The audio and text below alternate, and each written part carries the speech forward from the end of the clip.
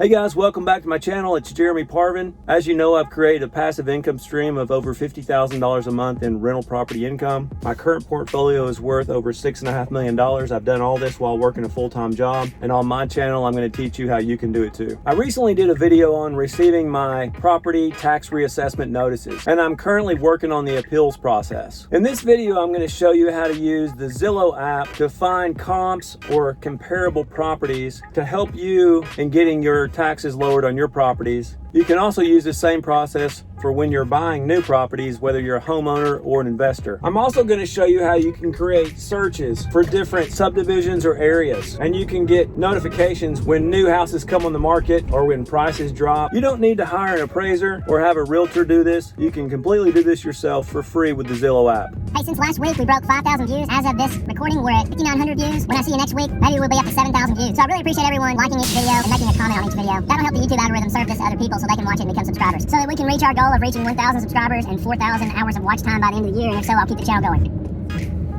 Last year, I paid over $30,000 in residential property taxes and over $30,000 in commercial taxes. My tax reassessments on my residential properties went up 32% on average and 29% on my commercial. Now, they do it every 4 years in this county, and so the average per year would be 7.625. And so a 30% increase on my $60,000 I paid annually would be $18,300 a year. So you can see it's a big deal for me to pay attention to this and see if I can get these brought down a little bit. The other thing, in counties where they do it every few years, like in mine, anything that I save will be repeated for the next 4 years. So like I said, I started the appeals process and I just called the phone number on the tax assessment notices. I talked to the guy and mentioned a few undesirable things about the property, such as steep driveways, busy roads, being near commercial properties, some water issues, drainage problems, some of them that needed some major renovation,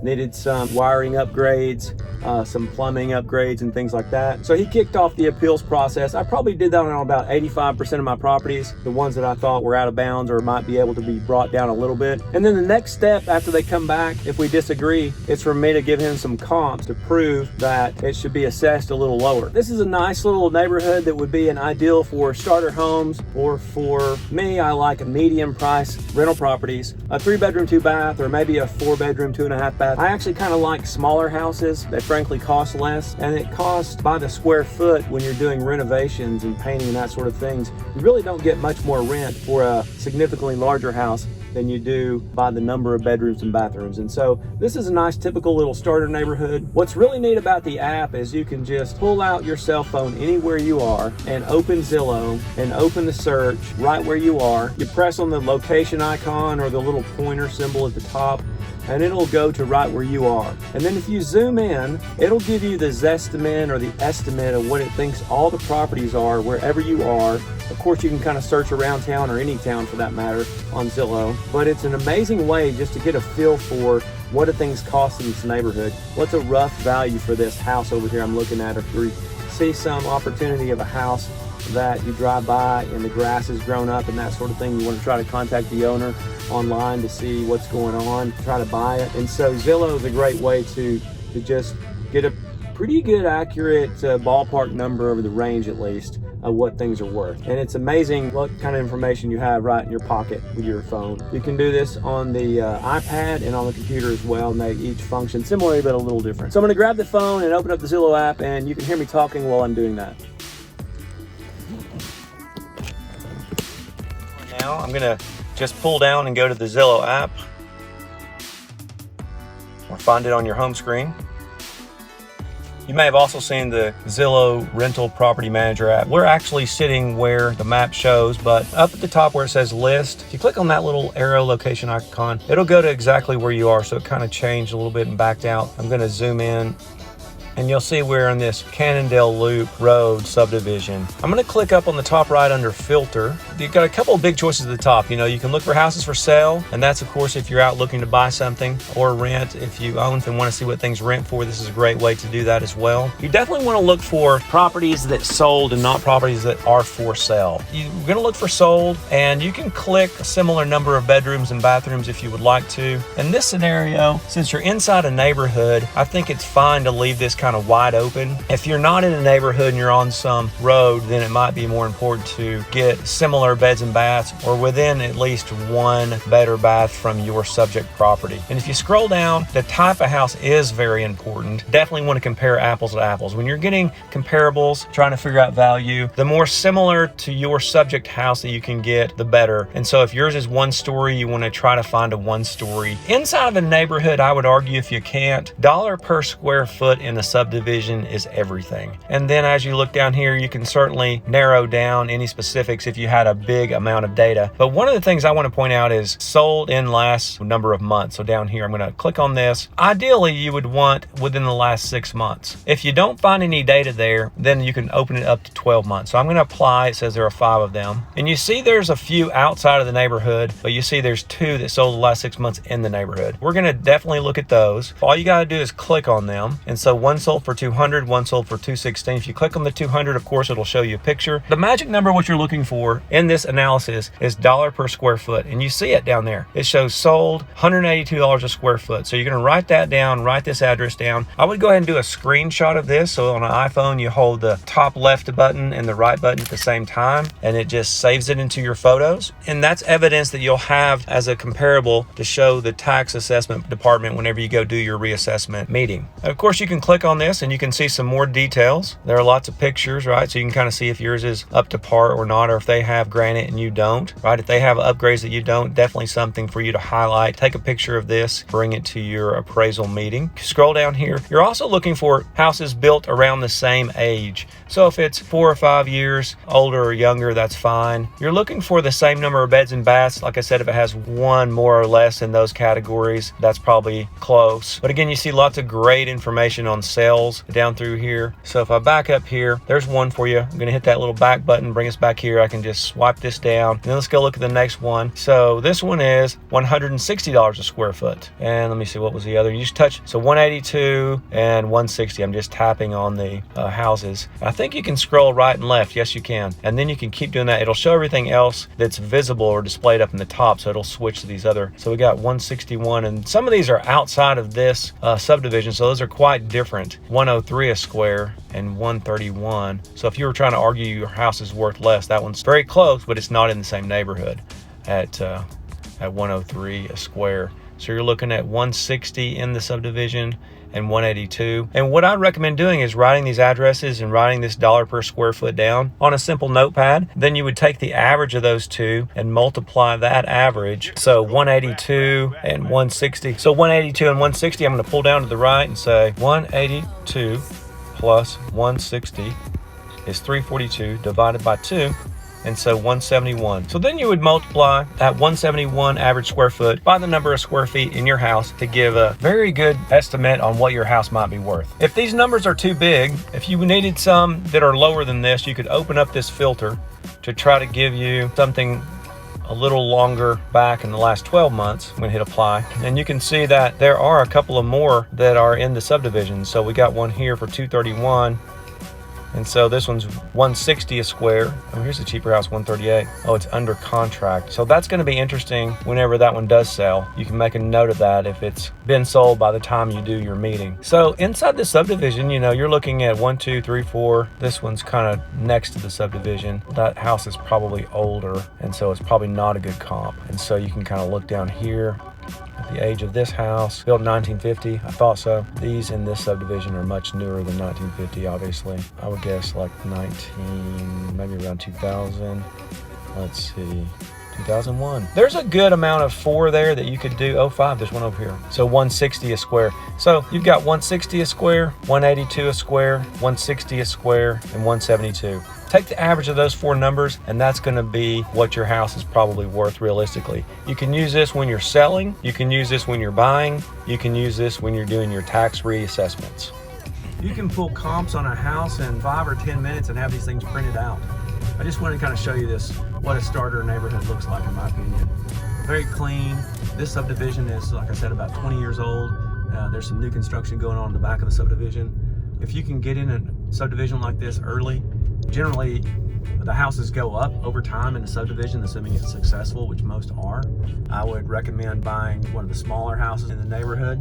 I would have no problem advising a new investor to buy a brand new house. You would have no maintenance relative to an older house. The most important thing you should do when using the Zillow app is to hit the like button if you like this video. But on a serious note, I'll be doing a follow-up video to my tax reassessment process to show you how it went and how much I was able to reduce the reassessments and how much money I was effectively able to save on my taxes. Okay, the other cool thing I wanted to show you guys on the Zillow app was how to save a search and get notifications from it. So this is how this works. So you're checking out this neighborhood. Maybe you own a property in here and you're trying to sell your house. Maybe you're working on your reassessment, right? So you want to know if something else sells or comes on the market. Or maybe you're an investor trying to target a few neighborhoods, and that's exactly something I do. So this would be a great investment neighborhood in my opinion. What you're going to do, get this map in here. You're going to, let me show you this too. If you zoom in, this is where even past this, you can now see the numbers you see in there are the Zillow estimates. And so this is like where I was mentioning earlier, you can zoom in to see kind of what anything's worth anywhere you go. Just open up Zillow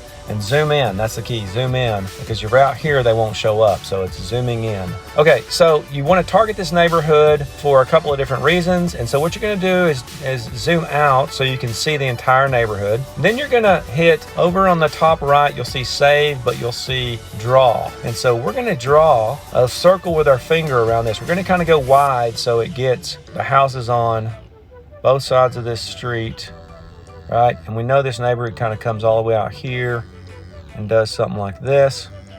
All right, I'm going to hit apply. And again, this is Cannondale Loop. So I'm going to hit apply. And again, let me go check my filter out to see what I'm filtering on. It's recently sold. You can do a separate one on for sale. You used to be able to do for sale and recently sold. Unfortunately, those are split up now. But what I do is have two separate ones if I'm really targeting a neighborhood. So let's go recently sold, any beds and baths. I like, for my investment portfolio, I like at least a 3-bedroom, 2-bath. If I were going to have this search for that reason, I would do 3-bedroom, 2 baths. But if you're doing it for assessment reasons, I would open it wide up. And if I were going to do a broader area, then I would do a 3-bedroom, 2-bath. I like single family homes. Same thing there. If it's a subdivision, I would just leave it wide open. If it were a broader area, I would narrow it down to say single family homes. If you're a newbie, I think that multifamilies are some things you should consider. Last 12 months, that's fine. You're just going to get notifications on things that come up. Let me back up. Back up at the top. Maybe I have to save this first. Okay, so I'm going to hit save search up on the top right under reset, save search.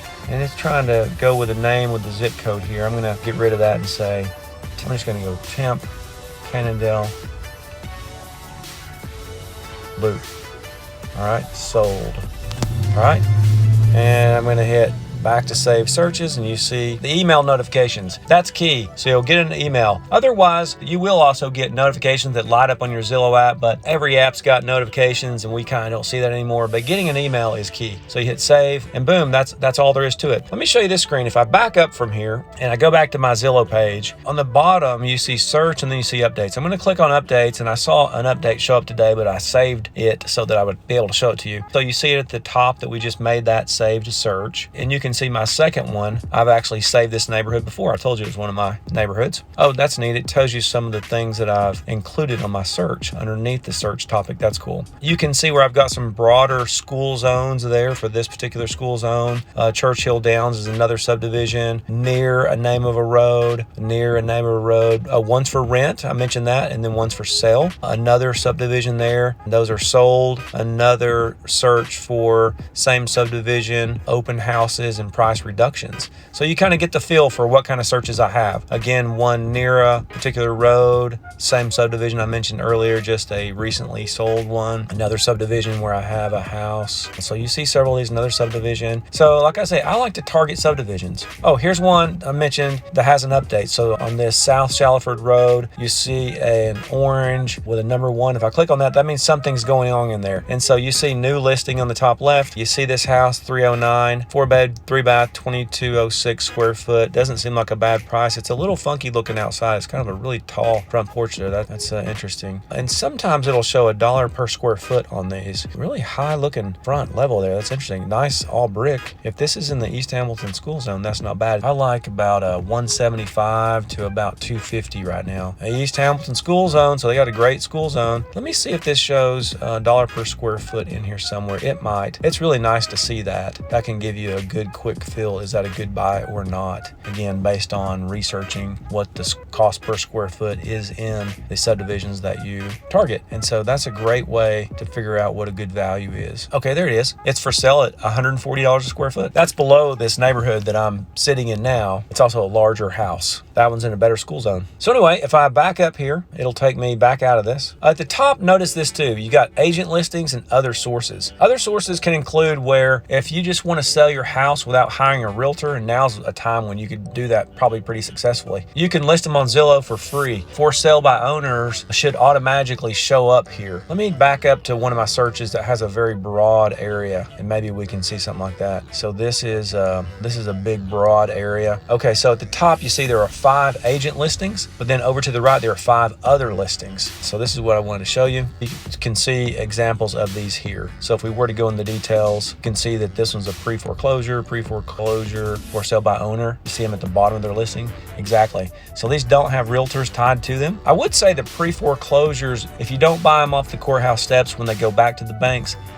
will turn them over to a realtor. Banks don't handle selling properties, right? They have somebody do it for them. They don't want to hold properties. So that's kind of the process of those. Oh, and the little heart thing to the right is a favorite. You can press that and have it become a favorite. You want to do that when you find comps. Earlier when I was showing you, if there are some comps that you like, or even houses in the subdivision you want to hang on to, just grab those comps, and at the bottom here, in the middle, the bottom, saved homes, all those comps will show up right there for you. And so when you go to your meeting, or if you want to come back and look at the house some more, or print off some more pictures, screenshot some more, maybe you want to get back to your computer and print off more from there, this is a quick way to have them right at your fingertips. And then when you're finished with the house, you can unfavorite it here very easily. Those few tips are just super powerful to have all this data at your fingertips. I didn't really look at maps much. That is a very powerful thing. If I just go back to my search, just being able to have a map of a house when they show up somewhere. Before I even look at the house, I go look at the map. I want to kind of see, where is this thing?